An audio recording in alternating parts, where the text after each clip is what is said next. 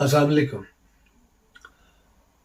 आज पाकिस्तान के अंदर जो हुआ, जो पिछले 8 माह से हो रहा है और जिनकी आशीर्वाद से ये सारा कुछ हो रहा है,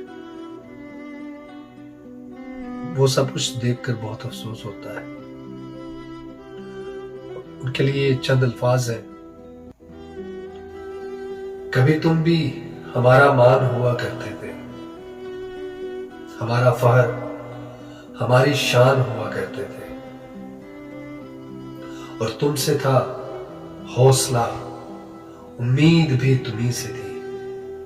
तुमसे था हौसला, उम्मीद भी तुम्ही से थी। तुम ही हमारी धड़कन, तुम ही जान हुआ करते थे। हमारा फ़ख्र, हमारी शान हुआ करते थे। और हमें था नाज तुम्हारी जुर्रत व बहादुरी पर। तुम्हारे एक दुश्मन के सामने चट्टान हुआ करते थे। हमारा फ़ख्र, हमारी शान हुआ करते थे। ये क्या हुआ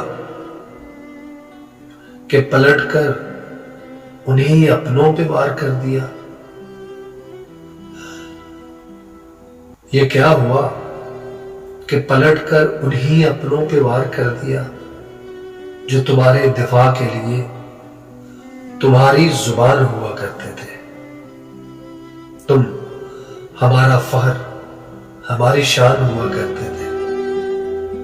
कभी तुम भी हमारा मान हुआ